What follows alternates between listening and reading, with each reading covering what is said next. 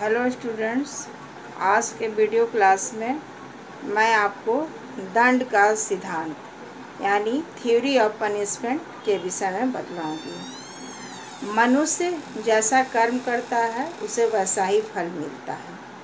कर्मों का फल पुरस्कार और दंड के रूप में दिया जाता है। अतः यह जानना आवश्यक है कि दंड का तरीका यानी पनिशमेंट का क्या तरीका होना चाहिए।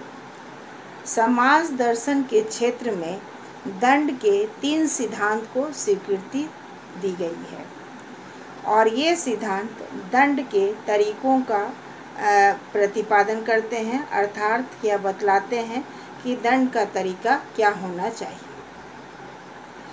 दंड के सिद्धांत के संबंध नैतिकता से है और दंड बुरे कर्मों के लिए दिया जाता है और कर्मों का बुरा और अच्छा होने का निर्णय नीति शास्त्र में किया जाता है। अतः दंड का सिद्धांत जो है सो सामाजिक नैतिक अवधारणा अर्थात सामाजिक और नैतिक कॉन्सेप्ट है। दंड के साधारणतः 3 सिद्धांत हैं। पहला निवर्तनवादी सिद्धांत, दूसरा सुधारवादी सिद्धांत, तीसरा प्रतिकारवादी सिद्धांत और एक दंड देने का एक और तरीका है इसे विशिष्ट सिद्धांत हम बोलते हैं। यह है मृत्युदंड।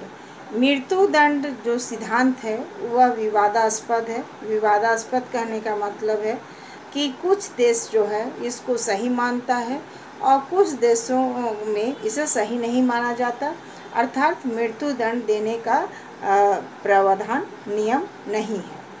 पहला हम आते हैं निवर्तनवादी सिद्धांत। निवर्तनवादी सिद्धांत के अनुसार दंड देने का लक्ष्य दूसरे व्यक्ति को उस अपराध को करने से रोकना है जिस अपराध को किसी एक विशेष व्यक्ति ने किया है।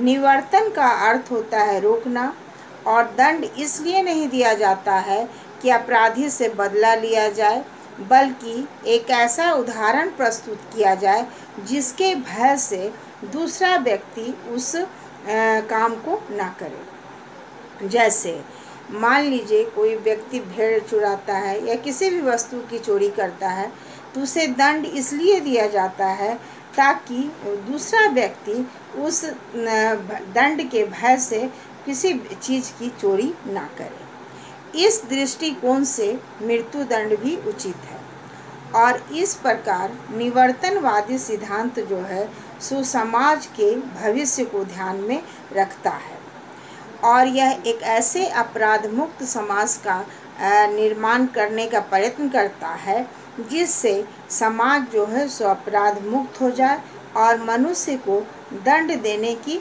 आवश्यकता ही ना रहे। इसलिए भविष्य में दंड की व्यवस्था ही समाप्त हो जाए। इस संभावना की बीज इस सिद्धांत में निहित है, लेकिन इस सिद्धांत की आलोचना की गई है। निवर्तनवादी सिद्धांत की पहली आलोचना है कि यह वर्तमान की अपेक्षा भविष्य को ध्यान में रखकर देता है। यह व्यक्ति की अपेक्षा समाज पर बल देता है। यह आवश्यक नहीं है कि भविष्य में कोई भी समाज अपराध मुक्त हो जाए और ऐसा सोचना भी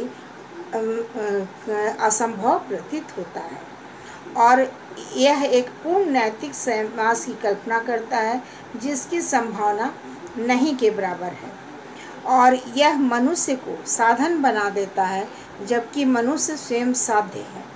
यह मनुष्य एक व्यक्ति है, वह वस्तु नहीं।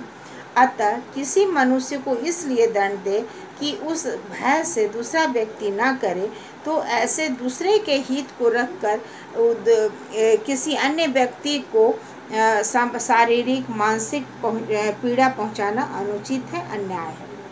कांट ने कहा भी है कि man lives in the kingdoms of its, अर्थात मनुष्य साध्य के राज्यों में रहता है और एक मनुष्य का दूसरे मनुष्य के इस्तेमाल करने से मनुष्य साध्य नहीं बल्कि साधन हो जाता है और इससे मनुष्य की स्वतंत्रता खंडित होती है पर नैतिकता के लिए मानव स्वतंत्रता आवश्यक है। निवर्तनवादी सिद्धांत के अनुसार दंड इसलिए दिया जाता है ताकि दूसरे लोगों में भय उत्पन्न हो और दूसरे लोग ये अपराध करने की हिम्मत ना करें, और भय से किया गया कोई भी काम का नैतिक निर्णय नहीं होता है।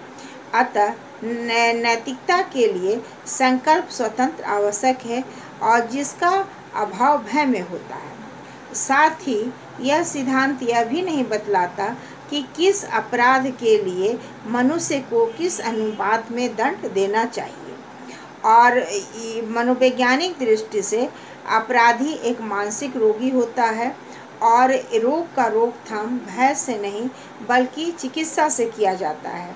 अतः किसी अपराधी में भय उत्पन्न करने के लिए दंड देना न्यायसंगत नहीं है।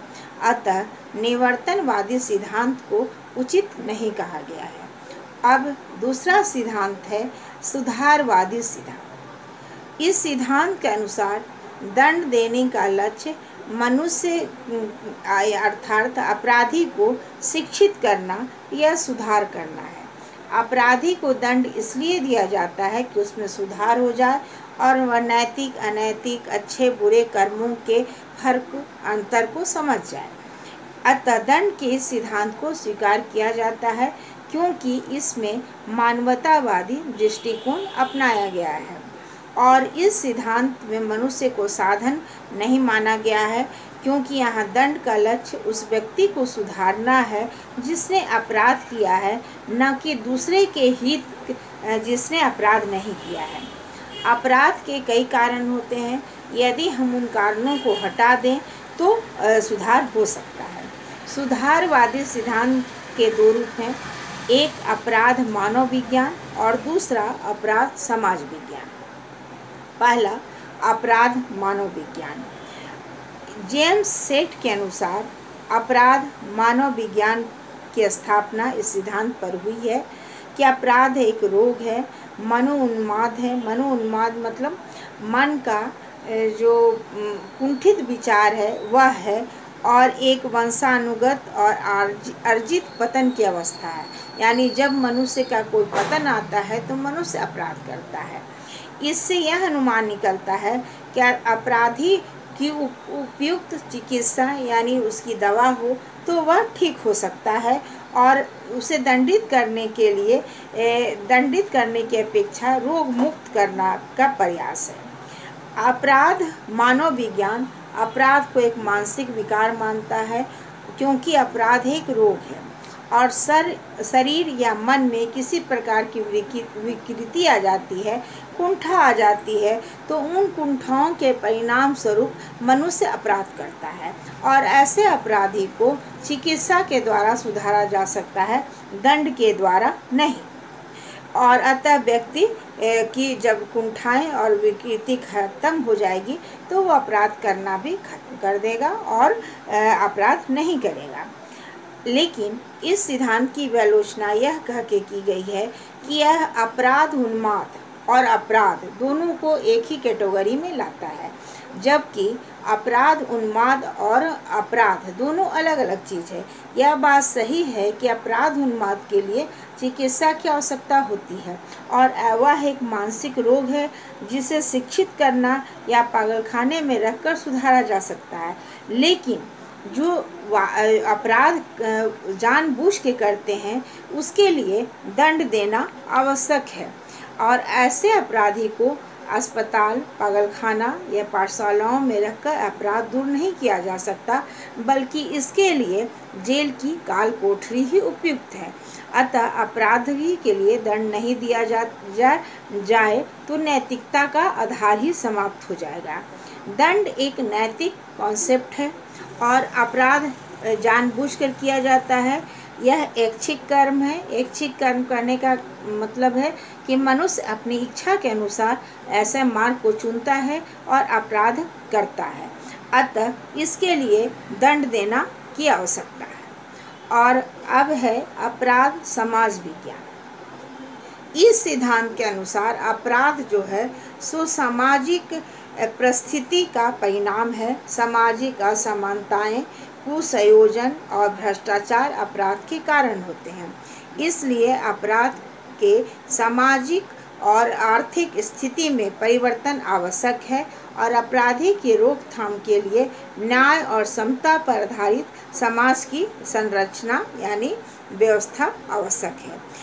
इस सिद्धांत के अनुसार मनुष्य जो अपराध करता है वो समाज में असमानता कहने का मतलब है कि कोई बहुत ज़्यादा गरीब है तो कोई बहुत ज़्यादा अमीर है, और जो अमीर है वो भी गलत तरीके से अमीर बनता है, इधर उधर करके पैसा कमाता है, तो इससे समाज में असंतोष प्रकट होता है। और जब मनुष्य गरीबी के दौर से गुजरता है तो वो अपराध करने लगता है। लेकिन इस सिद्धांत की भी आलोचना की गई है, क्योंकि यह ठीक है कि कुछ लोग गरीबी के कारण चोरी करते हैं और गरीबी उनकी कारण होती है, लेकिन सभी अपराध जो है सो सामाजिक असमानताएं और कुसंयोजन नहीं है, बल्कि कुछ अपराध जो हैं वो जानबूझकर भी किए जाते हैं और इसके लिए दंड देना आवश्यक है। यदि दंड नहीं दिया जाए तो अपराधी में सुधार नहीं हो सकता है। Thank you. अगले के वीडियो क्लास में इसके आगे की चैप्टर में बतलाऊँगी।